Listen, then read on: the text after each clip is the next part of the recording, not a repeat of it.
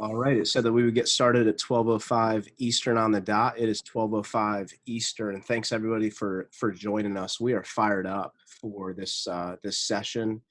Uh, the five of us are very humbled and grateful that all of you would invest your time in yourself right now. These are definitely different times. These are challenging times. They're maybe uncertain times.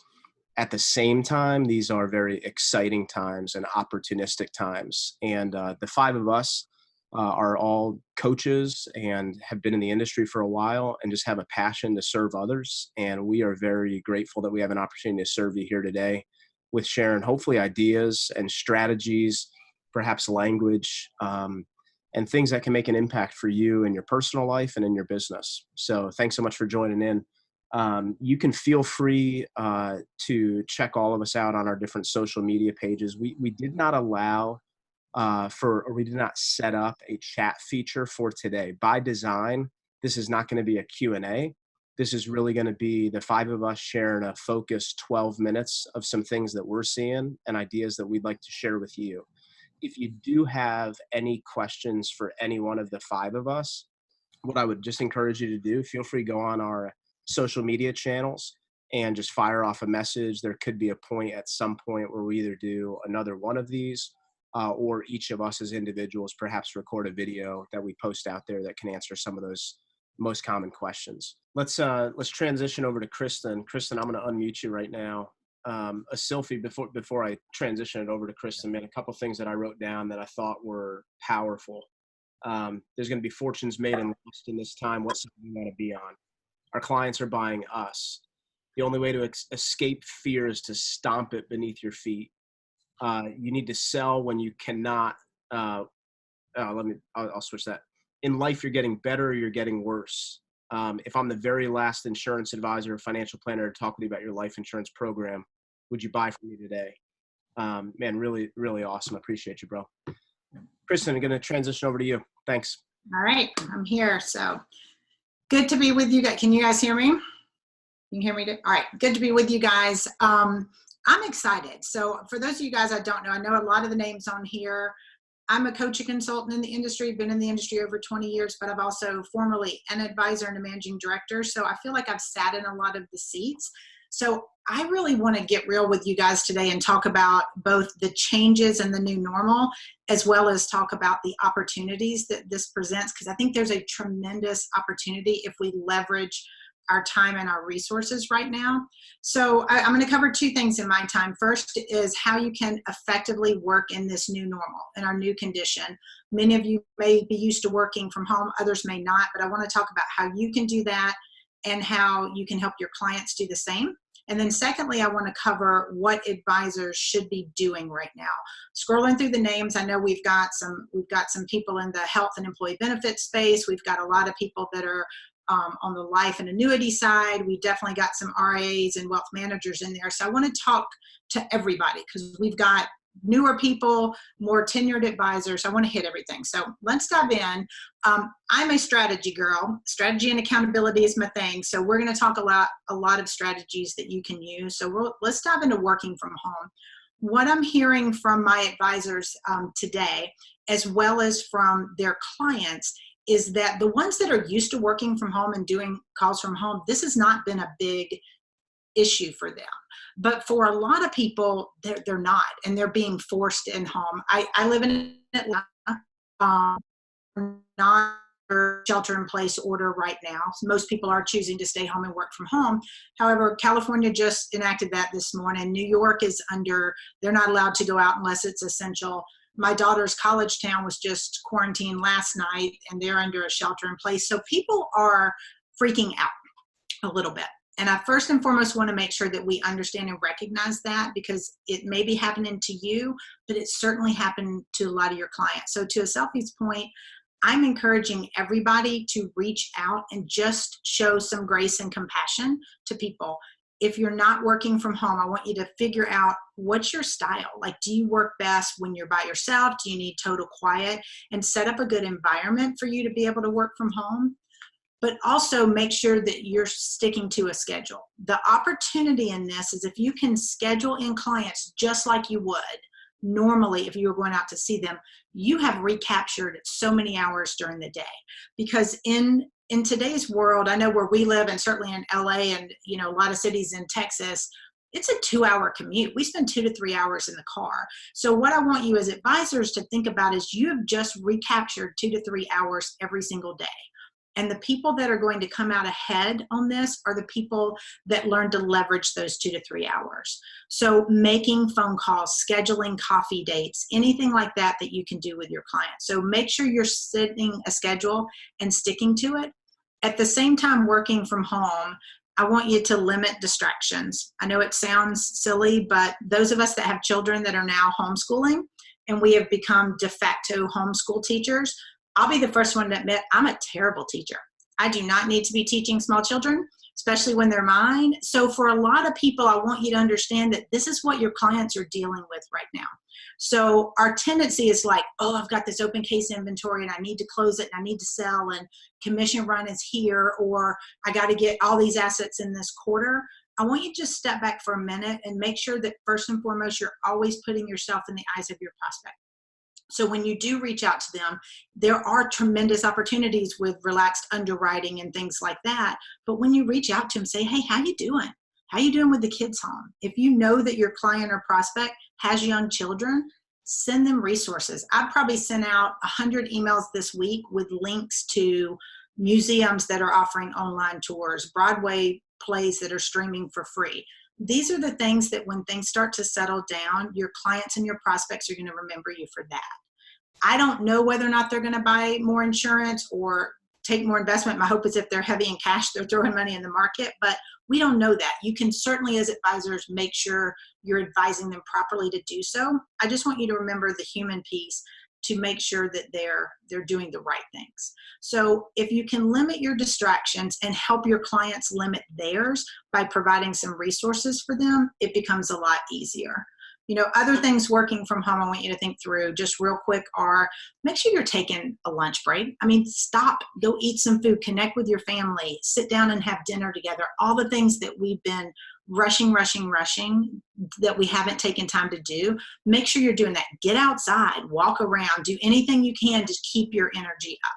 My rule of thumb with everything on my calendar and what I push my coaching clients to is if it's not bringing you joy or bringing you closer to your goals, it needs to come off your calendar completely.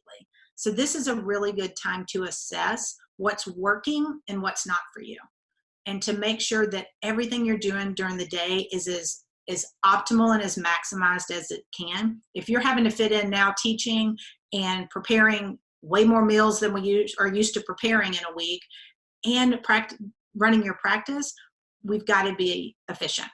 So make sure you're taking time for you. You're putting all those things in there. It sounds basic, but honestly, when I've been talking with people this week, the fact that they're not getting outside, they're not engaging in others is what's really causing their business to start to go downhill because they're worn out. So, as you're thinking through these things, that's what I really want you to pay attention to and help your clients be able to do.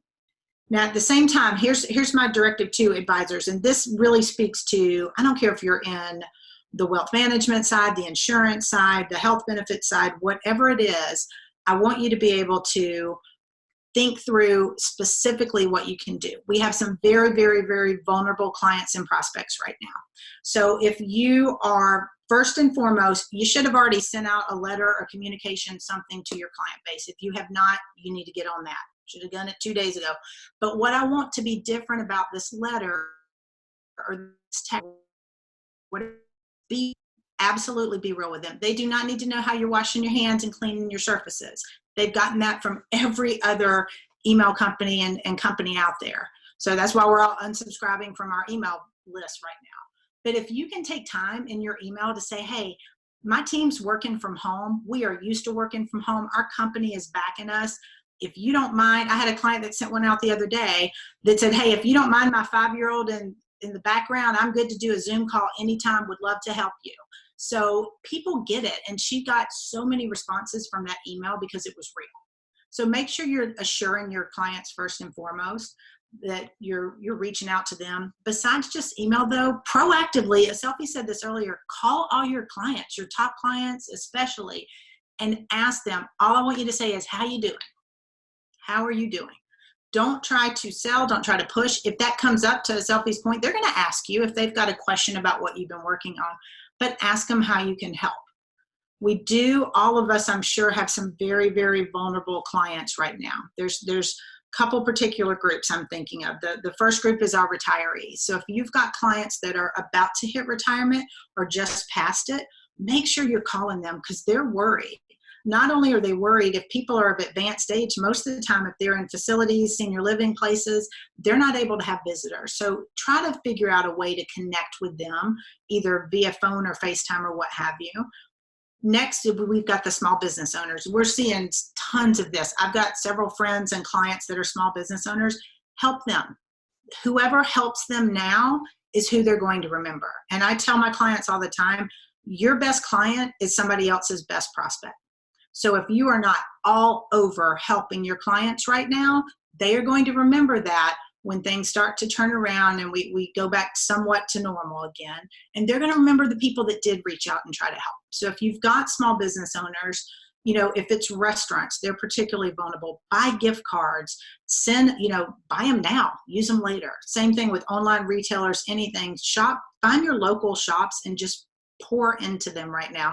I probably posted a ton of links this week to local businesses, and the owners have been so appreciative. I'm not getting anything out of it other than trying to help them, which is really where our opportunity as advisors are.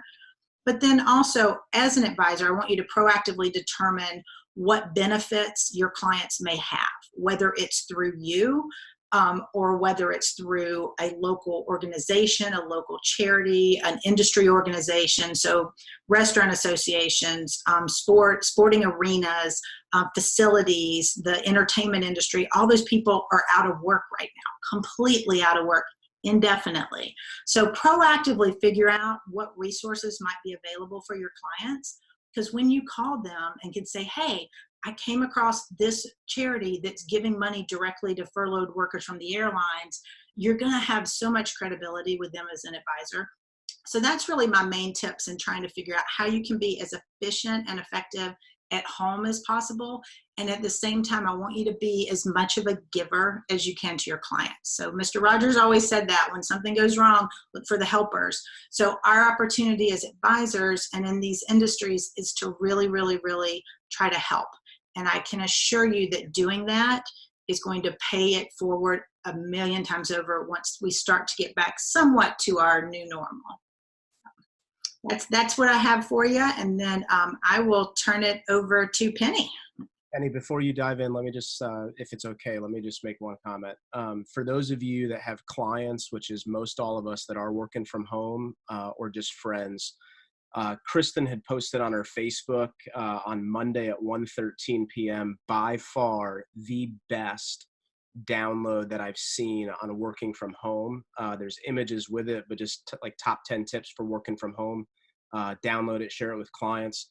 Kristen, some of the things that I wrote out that were awesome: eliminate distractions, stop, take a lunch break. If it's not bringing you joy or taking you closer to your goals, it needs to come off your calendar completely. And also, your best client is somebody else's best prospect. So thanks so much. Penny, on to you. Appreciate you. Yeah, thanks, Dave. What's so challenging too about working from home is that I'm learning now, there are some people who share one laptop with their kids who now have to use it and for schooling. And so, people are dealing with really unique challenges that I think, most of us sort of take for granted. Just what a time to be an advisor. It's really interesting because the conversations and messages that I was having with advisors and hearing from advisors has changed like 180 degrees from last week to this week. And, I think what's so unique about where we're at right now is that we've never seen volatility happen this quickly and this abruptly and bring so much confusion and uncertainty. And what I've been thinking about the past couple days is, the people who the average American family and consumer and investor should be leaning on right now, other than doctors, of course, and hospitals if they need. But the people we really should be turning to are financial advisors. It's an incredibly unique time to be in this space. Folks in this profession are licensed, certified, trained, surrounded by people and resources, specifically designed to help people manage difficult times that impact their finances. So it's the one profession that theoretically we all should be really leaning on for guidance. Now, the challenge for advisors is they are in a position now to have to lead their clients powerfully, but also powerfully lead their teams as well. I think we're about to learn a couple of really critical lessons about our industry. The consumer is about to learn who sold them something and disappeared, and who's actually an advisor, who's in it for the long haul to help them through life's transitions. The older gen of advisor, the baby boomer advisor, the silent gen advisor, is about to learn that, working from home does in fact work. And there are some belief systems that we have to shed as, the older gen statesman advisor in the industry about the way in which we can work productively.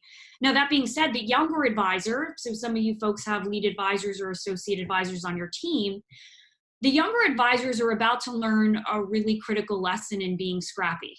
The way the baby boomer advisors built their businesses by, nails and masking tape and just going out and grinding. The younger gen is about to learn what that's like in a digital age. I actually predict that once this is all over, we're going to see an acceleration of the consolidation that we know the industry is going to be facing. I think there are a lot of advisors who are going to say, you know what, I'm done. I've been through this volatility one too many times. It's time to really pass the torch on to the younger generation, which leaves a tremendous opportunity in terms of assets passing and clients to the advisors who are on this call, the advisors who are looking at this as an opportunity to thrive and not just survive or sustain over the next couple months or years. And so I have 6 strategies that I'm talking to advisors and their teams about now relating to leading from a communication standpoint for both the clients as well as the teams. And so the first thing I'm telling all advisors is double down on your value proposition. I would recommend holding a call with your team, your first of what will be many digital team meetings. I encourage advisors to have their spouses on that call, to have anyone who advocates for them in their network on that call, and remind the team about the value you bring. I would pose the question, what value do you believe we bring to clients? The answer to that is the basis of your value proposition. By the way, if there was ever an optimal time to build value proposition language, and this is an activity in the industry that I always sort of roll my eyes at because firms do it so often. Okay, now's the time to do it. We sort through information and bring clarity. We educate and help filter noise. We serve as a voice of reason.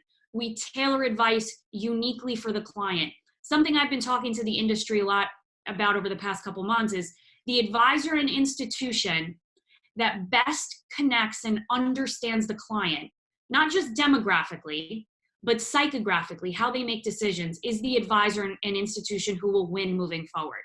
And so that's the basis of your value proposition. Once you've corralled the team, get excited, now it's time to guide. How do we show, question number 2 on that team meeting, how do we show that value now more than ever? The answer to that question is tactical. Number 1, the entire team, your receptionist, your wife or husband, your client service advisor, your lead advisor, should be using social and digital platforms to promote a cohesive message. Decide what that message is. It's going to be one of those value proposition points I just mentioned. If the message is, we are here to tailor advice uniquely to restaurant owners, Gen X restaurant owners who are, worried about their parents, also worried about their children, and now worried about their businesses. Then all of your messaging on social media, and it doesn't have to be long blog posts, but all of your messages have to be directly speaking to that consumer and their pain points. Forget all the other pain points of everybody else. Speak directly to that person. The second thing is the team, as Kristen and Dave and Aselfi mentioned, the entire team should be on a call or text campaign checking in with clients. What often happens though, as consultants, when we give this advice to advisors, they love it, and then they hang up and they go back to their office and they panic. And we default as human beings to what we feel most comfortable doing. And for most advisors and team members, that's task-oriented tactical work. So to get through the day, you're like, all right, forget what Penny said. Let me just get through my tasks. What we want you to do instead is take that tactical idea of doing a call campaign and split it up among the team. Advisors calling 30 A+ clients, associate advisor is calling 30 B clients, receptionist is reaching out to 60 C clients via text and saying things like, hey, how are you doing? I won't go on that point because we spoke about the importance of leading with compassion and care, and I'll talk about that a little bit more in just a second. The last thing is top clients, and this is a message to give to your team right now, top clients should receive the service we have promised them. If you are positioning yourself as a concierge boutique wealth management practice, you've never had a better opportunity in the past 10 years than to show that you offer concierge service than now. And I'll talk to you about what that means in a second. Okay, so that's the first thing. This team meeting, video, everybody on, reminding ourselves of value proposition, and talking about what's the message we're going to market with right now. The second thing is establish yourselves as a thought leader. Take a stand and establish a perspective.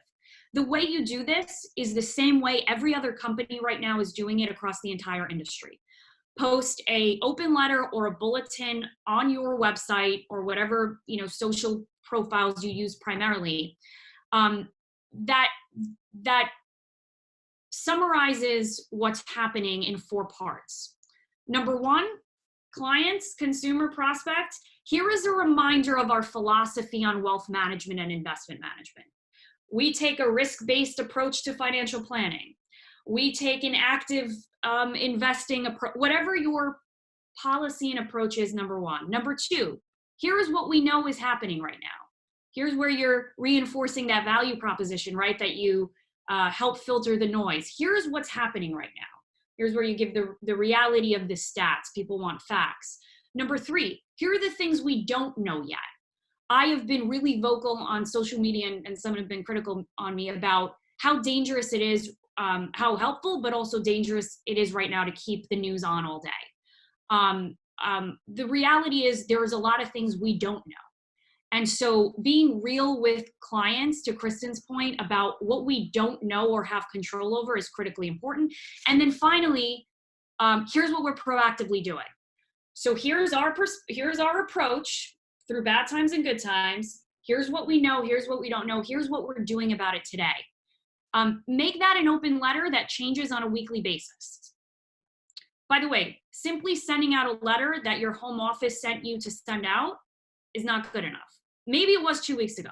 First of all, way too long. Clients are not going to read through, your chief investment officers. No one cares about that. The average American and average investor is worried about the fact that they had to close their restaurant. I'm Greek. All my family, own diners and restaurants. Trust me, they don't care about, what don't we know, and what are people doing to help us. So that's that open letter or bulletin establishes your perspective. Just a couple more things before I move on. So provide concierge service to top clients. I spoke about this. You should be sending 3 communications out. I'm happy to share language, by the way. Number 1 is a letter to everybody. An email that's sent to everybody essentially mirroring what you're putting on your site as that standing perspective. The second thing is a correspondence to A clients. You should only have 20 to 30 A households if you run a wealth management business.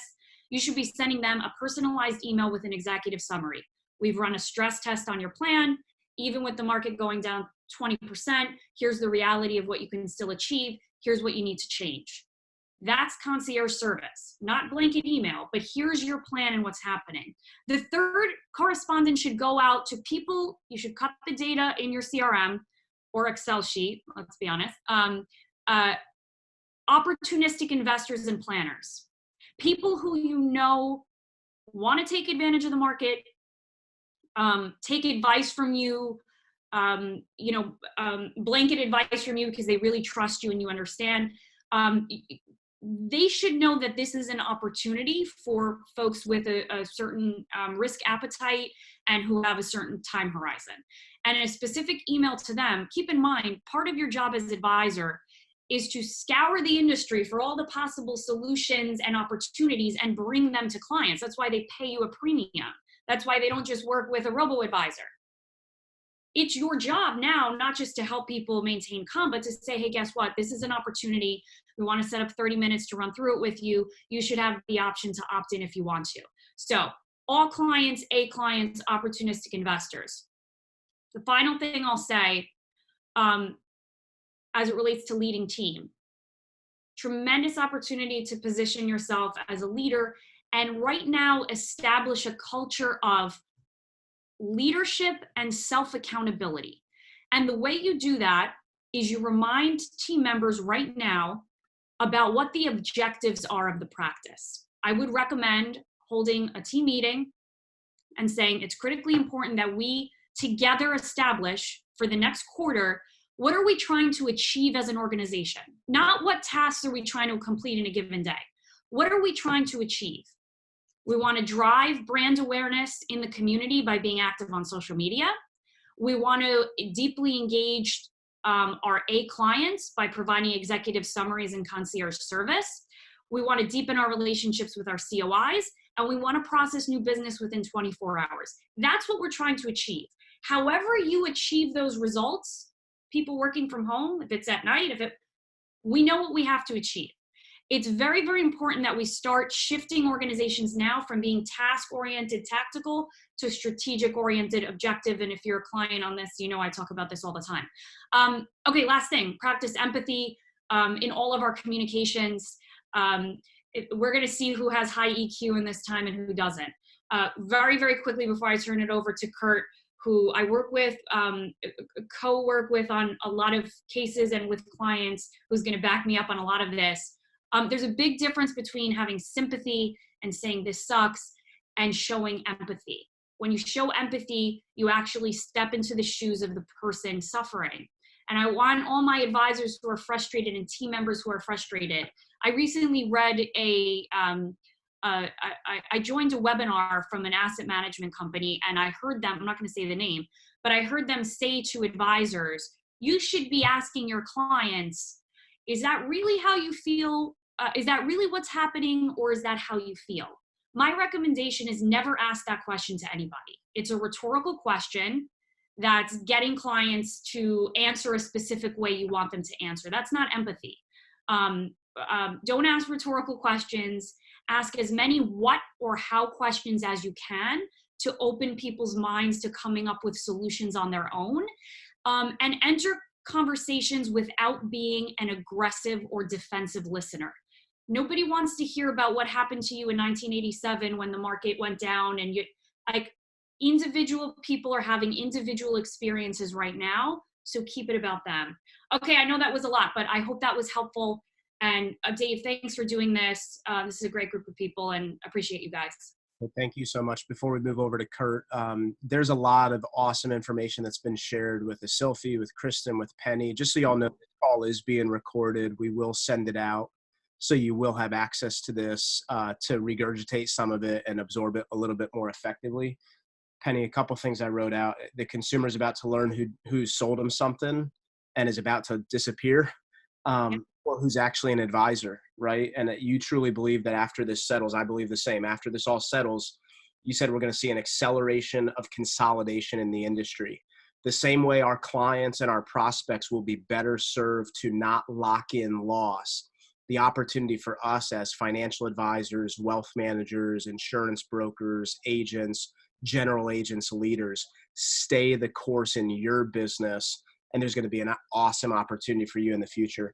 Final thing that I would add, not add, but comment on, top clients should receive the service that we promise them. If you promise concierge service, deliver it. So Penny, awesome. Thank you so much. Yeah. Kurt, I will pass it to you. Awesome. Awesome, team. Well, thanks to everybody spending a little bit of time with us. I thought, when we were talking about the order of who was going to present, I was like, it'd be a great idea to follow Penny. We believe all the same things. And now I'm like, dang it, Penny said everything I wanted to say. So maybe that wasn't such a great strategy. But no, I'll probably reinforce some of the things that have already been said, but I'll kind of add a little bit of spin on it and give you kind of the digital social media perspective on how to tactically implement some of the advice that's already been given. For context, we're a social media marketing agency, a digital agency that specifically works with a ton of financial advisors and wealth managers. I'm a previous advisor myself, a CFP certificate. When I entered the business, my dad gave me a book that some of y'all that have been around the industry for a while will probably recognize the title. It's called The Trusted Advisor by David Maister. And one of the things that David and his co-authors talk about in that book is this idea of the trust equation. And they say that trust is a function of credibility, reliability, and intimacy as it relates to self-orientation, right? Credibility, reliability, and intimacy as it relates to self-orientation. I think that's reinforces a lot of what's already been said. This is such a season where your clients need you now more than ever. You are not the hero of their lives, but you are their strategic guide. Literally, it's in your title, right? Planner or advisor, regardless of what you go by, that is your role in this season, right? For those of you that have done a good job helping your clients plan, they should understand what's happening right now, right? It doesn't mean that we shouldn't be empathetic to the emotions that we might feel, but if they have a plan, what we should be focused on is reminding them of that plan, right? With empathy, with context, and personally. But they should also, like, your role as advisor, regardless of what your email signature says, your role as advisor, your role as guide, right? And so as we're walking through this season, I just encourage you to really take that to heart. You have, regardless of what you think of John Rockefeller, he has a quote that says something to the effect of every right implies an opportunity. And I think that, there's an opportunity in the market that we live in now, but he also says that each one of those opportunities is a responsibility. And I think I would just encourage you to take your responsibility to your clients to heart in this season more than you take the opportunity to heart. One of the conversations that we have oftentimes with our clients is the difference between sales and marketing. I know that we're in an industry that for a long time was a sales industry, right? There wasn't a lot of marketing. We depended on marketing maybe from a parent organization. For those of you that are in the RIA and independent space, you know how difficult marketing is once you're not in a parent organization. But the reality is that we live in a world today where personal brand is a real thing. Your reputation is a real thing. It can be discovered and researched digitally now more than ever it could previously. Like 15 years ago, reputation was all about word of mouth. And word of mouth still matters. It still has a massive influence, but word of mouth happens differently today than it ever did in the past, right? Digital word of mouth is a real thing. The coolest part about that is that we can accelerate trust in a digital environment way faster and way more scalably than we ever could before, right? So the difference between sales and marketing, sales is about a transaction. Marketing is about building brand and reputation. So what do I mean by that? When we're in this environment right now, sales looks at opportunities, and that's not necessarily a bad thing. There's a place for sales even in the world that we're in today, and I think Sylvie did a great job of spelling that out. But there's a huge place and a huge need for marketing. Your clients and your prospects are going to remember, I forget exactly how Kristen said it, but about your best clients are your competitors' best prospect. Because I think there's an opportunity where regardless of whether you make a transaction throughout this season, we have an opportunity to be the guide, even if on paper we're not that person's guide, right? If you're the one that raises your hand and is helpful, if you're the one creating content on social media platforms that is actually helpful and informative and helps prospects understand more about what's going on and what that means personally and contextually for their lives, they now forever see you as a guide, and you're going to have so much more opportunity to get in front of them during this season as well as after this season, regardless of how this continues to shake out and regardless of who their advisor is currently. And so I think what I'm seeing from a lot of advisors on social media right now, what we're paying attention to is a lot of them, exactly as Penny said, posting what's coming from their parent company just directly to social media and thinking that that's enough. Sharing the Fox News or the CNBC article that most recently came out and thinking that that's enough. And here's the reality. If your clients want news, they'll turn on the news. Your job is to not give your clients news. Your job is not a reporter. You are an advisor and a planner, right? And so in this world, your opportunity on social media is to actually give your 2 cents of what's going on. I want to go back to that trust equation, right? Credibility, reliability, and intimacy. We build credibility by showing up and stating that, hey, we're paying attention to this. Here's really in super simple terms, here's what we're seeing happening right now. Here's what we're paying attention to right now. Here's what we think our clients should be paying attention to right now. That does not mean industry jargon. That doesn't mean 8 paragraphs on what's going on. That means a quick short post of here's the 3 words that come to mind when I think about what's going on in the market right now, right? That's the first way to build credibility.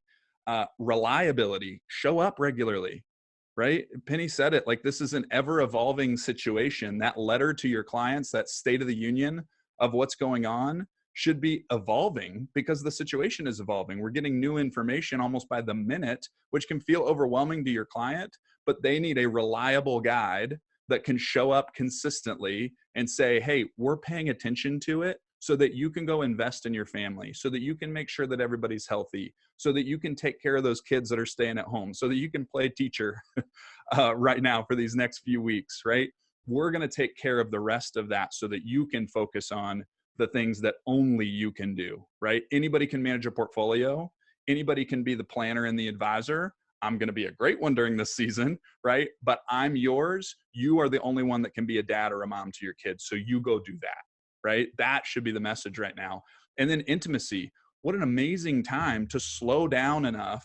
As Penny said, like empathy isn't just acknowledging that that fear exists.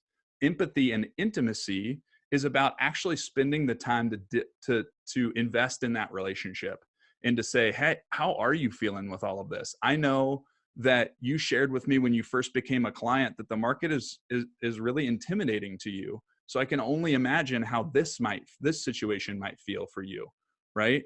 Have that contextual, that personal conversation. Or I remember you saying that you thought there was a downturn coming. Were you expecting to feel what you're feeling now, knowing that maybe this was already on your radar, Mr. and Mrs. Client, right? Have that empathetic personal conversation, and then just let the conversation be a human, right? Don't walk in with your agenda, but just be human in that moment and create those intimate relationships. And so I think the opportunity on social media is, again, to be a little bit more creative than just posting the canned responses that are coming out or sharing the most recent article. Give contextual insight that helps position you as an expert, but then also make sure that you're sharing the struggle that you're going through as a human as well, right? If you are having a hard time working from home, consider posting saying, hey, I'm having a hard time adjusting to this situation. How's everybody else feeling? What are you doing to adjust better to working from home, right? Or I just had an amazing conversation with our team, right? We reinforced that our value prop is X. We're committed to that through this season. I want you to know that we're here for you in that arena, right? Double down on that value prop, as Penny said, and be vulnerable enough to share that and say, we're here for you. I think this is such a unique time for you to think again about being that advisor that is willing to sacrifice of your time and your ability so that you can just be there, whether that's as a reliable source of contextual and personal information, or just a shoulder to let somebody vent and explain how they're feeling emotionally and say, can I help you in any way possible, financially or otherwise? That's our opportunity right now, I think. So Dave, I will turn it back over to you. Kurt, I appreciate you a ton, brother. Some things that I wrote down, which everybody I'm sure resonates with because you did a great job of reinforcing it. That trust equation, credibility, reliability, intimacy. The credibility, like giving commentary and adding your 2 cents on what you believe is going on and how you feel about what's going on. The reliability, show up regularly. Your clients and prospects and fans and potential fans need to see you show up on a regular basis. And then on the intimacy part, spending time to invest in that relationship, being human, leaning into empathy. So here's our commitment to the group. We had scheduled this until 1:15 Eastern. That leaves 14 more minutes. I'm the last speaker, and you have my commitment. We will have you out because we want to honor your time. Time's precious and it's valuable. Here's my commentary. Your value to the clients who give you the privilege of serving them just became increasingly more valuable. Our value is more valuable than ever right now. I've been in this industry since straight out of college. I turned 35 last month. I worked with 2 major mutual life insurance companies who are evolving into financial planning firms. And in April of 2011, I started a one-on-one coaching practice that turned into a speaking business. And in these last 13 years, one kind of core belief of mine that's been imposed on me, but I chose to adopt it, is that this sale is made in the fact finder.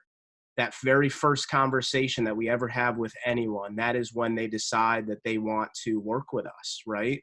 And somebody once told me, I forget who, but they said when people choose to buy anything from us, and that doesn't mean a transaction, but when people decide to implement any solution that we encourage them to implement, they need to buy 3 things. Number 1 is they have to buy you.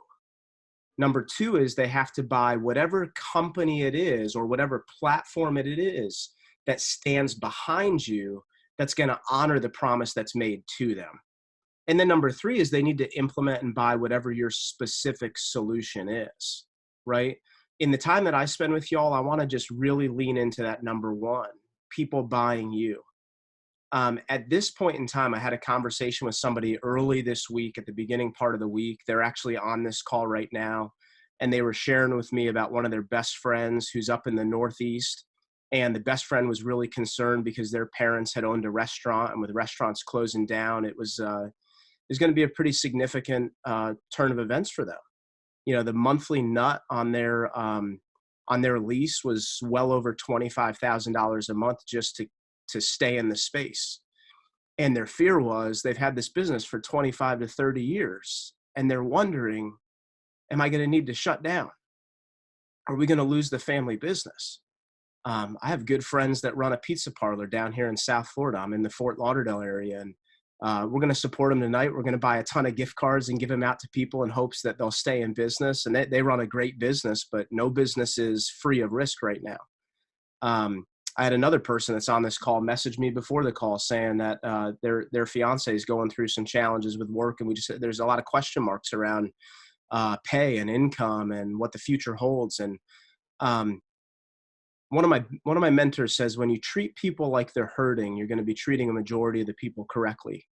Maya Angelou is well known for saying that people will forget oftentimes what you said, and they will forget what you did, but they're never going to forget how you made them feel. Now is the time to engage in deep relationship with people who you love and who you serve. And when we seek first to serve, things go exceptionally well. There's something called the platinum rule. It says, to the extent that you can care about other people and meet their needs, your needs will be met. So what are we doing right now to ask great questions and to give people a listening ear, and then not to immediately respond with advice, but to ask them an exceptional follow-up question, and then continue to give them a listening ear and lean into whatever it is that they are going through. If you ever want to influence anyone, first and foremost, show them sincere love. Show them compassion. Show them concern. Don't just show them that you can sympathize with what they're going through. Just like Penny said, don't just sympathize, but lean into empathy. Put yourself in their life as if you're walking in their shoes right now. Practically, one of the ways that I'm doing this, Penny talked about for advisors on this call, whether you're an insurance advisor, whether you're a full-blown wealth management advisor, whether you run an RIA or you're with a major Fortune 1000 insurance firm or a bank or an investment house, a wirehouse, it doesn't matter what it is, right? But she talked about your top clients, that A+ segment of clientele, that they need to get something a little bit more tailored. For me, if I'm unable to build relationship face-to-face with someone, I need to still be able to adapt and build and maintain that relationship virtually. Now, the majority of our business is virtual, so it's a little bit more simple for us. We don't need to adapt to too many changes. But I just took out my iPhone and I recorded a 45-second video that I sent to about 8 of my top clients. I limit it down. I probably have 8 that I go really, really, really deep with. And I said to each of them, hey, listen, I want you to know, pro bono, if there is anything that you need from us right now to help serve you better and your team better, please just know we are here for you. We love you. I think the world of you. Our best days are ahead. We're going through some challenges right now. And if I can carry any of that load, I'm here. Let them feel you as if you're standing right next to them and your arm is around their shoulder and you are walking through this journey with them. That may not result in new revenue next month or this quarter. And that's okay, right? We play the short game, we play the long game, right? And that doesn't matter. Prospecting, client acquisition, client development, client retention, none of this is about us.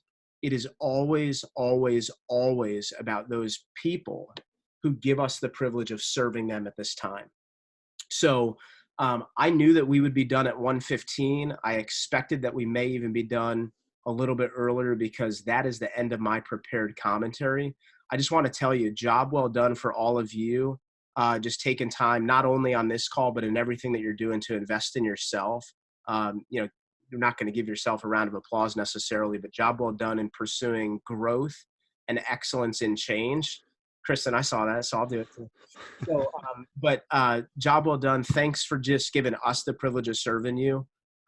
Also, just know all of us would love to be a resource in any way that we can by adding value pro bono to you. I would tell you, I've paid a number of the individuals on this call that have spoken, and they are worth every cent that you might choose to pay them if ever you choose to leverage their services. So, but thanks just for inviting us into your home today. I hope you all have an exceptional day. Let me just super quick, I'm going to unmute a Sylphie and Kristen and Penny and Kurt. If there is a just final 20, 30 seconds of anything that you may choose to share with the group, I'll give you an opportunity. But from my standpoint, everybody, thanks for joining the call. It's great being with you all today. So I think you all are unmuted. Kurt, you're unmuted. Penny. Yeah, I'll go. Thank you guys for being here. It means a lot to us that you joined in, and it shows how much everybody is concerned with the turmoil. I think there'll be a lot of change, but all the 5 of us, and there are tons of people out there that can be resources.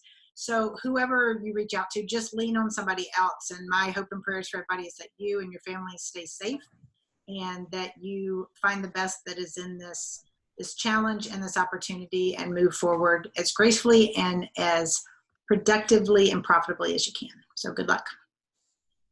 I'll echo that.